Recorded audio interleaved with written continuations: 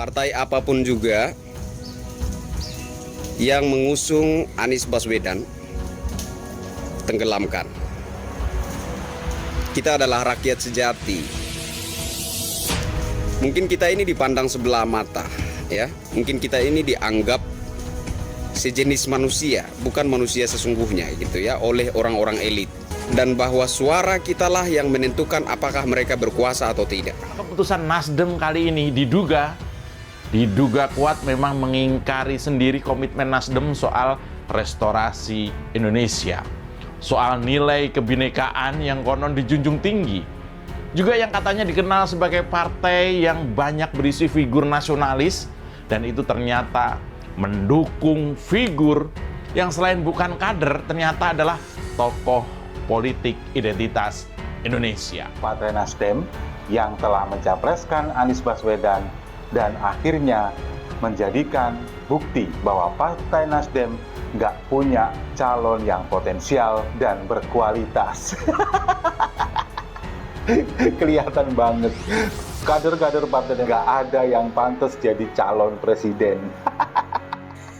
Jadi lebih jelasnya, elektabilitas Partai Nasdem terjun bebas karena mencalonkan Anies Baswedan. Ya, ini jelas membuktikan bahwa rakyat pro Bhinneka Tunggal Ika itu nggak main-main. Para simpatisan bahkan rame-rame untuk keluar dari Partai Nasdem, teman-teman.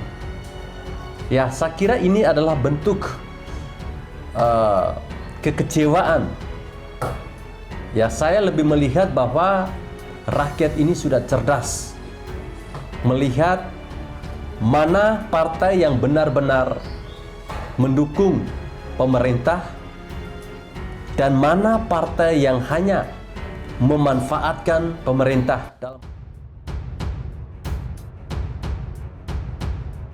Kata Ketua PDIP Anies Baswedan bisa saja gagal jadi Capres 2024 karena belum penuhi ambang batas. PDI Perjuangan sama sekali tidak merasa risau, apalagi sampai terancam dengan Gubernur DKI Jakarta Anies Baswedan yang diusung oleh Partai Nasdem sebagai Capres untuk Pilpres 2024. Bambang Pacul begitu dia karib disapa, tak mempermasalahkan sikap politik Partai Nasdem setelah mengusung Anies Baswedan untuk Pilpres 2024. Oleh karena itu, ia tidak merasa khawatir dengan manuver tersebut. Terlebih, kata dia, Anies Baswedan yang diusung Partai Nasdem belum memenuhi ambang batas pencalonan Capres. Atas dasar itu, dia menyebut bahwa pencalonan Anies Baswedan oleh Partai Nasdem untuk Pilpres 2024 bisa saja gagal. Adu strategi dua kingmaker di balik seteru Dewan Kolonel versus Dewan Kopral. Ketua Umum PDIP Megawati Soekarno Putri dan Presiden Republik Indonesia Joko Widodo terkesan saling menunggu dalam menentukan sikap terkait siapa calon presiden pilihan mereka pada pemilihan presiden dan wakil presiden pada 2024. Di sisi lain, Megawati baru-baru ini juga meminta kadernya untuk bersabar terkait siapa yang akan direstuinya sebagai calon presiden dari PDIP. Dua sosok yang kerap dikaitkan dengan ambisi kingmaker ini nampaknya masih mencari momen yang tepat untuk bersikap, terutama terkait dua hal yang saling terkait satu sama lain. Sikap pertama yang terkait dengan penentuan siapa calon presiden dari PDIP akan menjelaskan sikap kedua, yakni sikap Megawati atas Jokowi dan sebaliknya. Katakanlah misalnya jika Megawati mengumumkan Puan Maharani sebagai calon presiden pilihan PDIP, maka akan segera membuka kotak Pandora milik Jokowi. Apakah mantan wali kota Solo itu akan mendukung Puan atau justru menentukan sikap juga dengan memberikan dukungan secara terbuka kepada salah satu bakal kandidat yang sedang ramai dibicarakan? Katakanlah misalnya Ganjar Pranowo, begitu pula sebaliknya. Jadi siapapun yang berani bersikap terlebih dahulu berpeluang membuka ruang pertarungan yang lebih frontal dan beresiko memecah loyalitas di dalam PDIP. Jika Jokowi terlebih dahulu menentukan sikap atas pilihan politiknya, maka otomatis akan membuka kotak Pandora pilihan politik Megawati. Jika Jokowi secara terbuka memberikan dukungan pada Ganjar Pranowo misalnya, maka para loyalis Jokowi di dalam PDIP akan tersegregasi secara politik oleh loyalis Megawati dan Puan. Begitu pula sebaliknya. Inilah dilemanya saat ini, baik bagi Megawati maupun Jokowi, baik Puan maupun Ganjar Pranowo. Namun pelan-pelan exit strategi juga mulai diambil Mega. Puan sudah mulai melakukan silaturahmi ke politik beberapa pihak untuk mendapatkan dukungan dari partai lain di satu sisi dan mengunci pergerakan politik Ganjar Pranowo di sisi lain. Pertama, untuk memperkuat basis institusional. atas pencalonan Puan, kedua untuk memetakan pasangan politik yang kuat untuk Puan, yang bisa menyaingi Ganjar Pranowo dan yang tidak disukai Jokowi tentunya. Dan ketiga, tentu untuk mengendorse Puan terlebih dahulu sebelum PDIP secara resmi mengendorse-nya. Jadi dalam konteks inilah kita sebenarnya bisa memahami mengapa Puan memilih Surya Paloh sebagai tujuan silaturahmi pertamanya bulan Agustus 2022 lalu. Di satu sisi, Surya Paloh memiliki posisi politik tersendiri di dalam peta politik nasional kita karena berkapasitas melakukan terobosan politik yang bisa mengubah permainan. Tapi di sisi lain, Surya Paloh juga sosok yang berada cukup dekat dengan politik dengan Jokowi, yang pengaruhnya tidak bisa diremehkan begitu saja.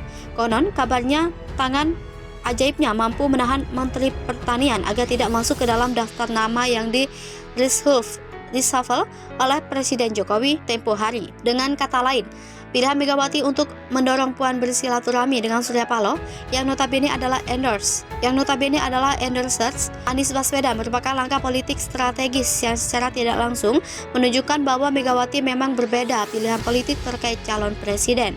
Jika rumor tentang pemasangan Puan Anies benar adanya dan benar-benar diumumkan oleh Nasdem bulan November 2022 nanti, maka langkah pertama Megawati nampaknya sudah berhasil, yakni menggunakan pihak ketiga untuk mengendorse Puan Maharani. Dan akan menjadi batu sandungan bagi Jokowi karena endorsement tersebut datang dari salah satu figur politik penting yang berada di belakang Jokowi selama ini.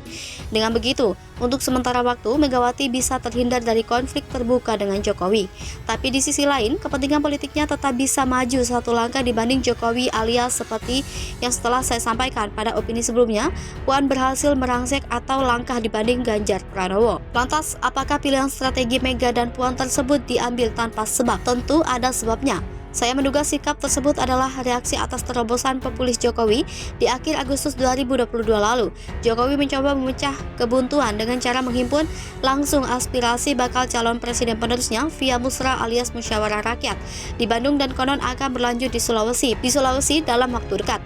Langkah Jokowi yang mencoba menggandeng langsung para pemilih dan menentukan siapa kandidat yang akan menggantikannya, saya kira adalah gambaran dari sikap Jokowi yang sudah mulai kurang sinkron dengan partai, terutama PDIP, terkait bakal calon presiden yang akan mereka usung di tahun 2024. Terobosan Jokowi memang cukup kreatif, tapi nampaknya belum mampu mengubah peta besar pencapresan para kandidat karena tidak kompatibel dengan amanat perundang-undangan.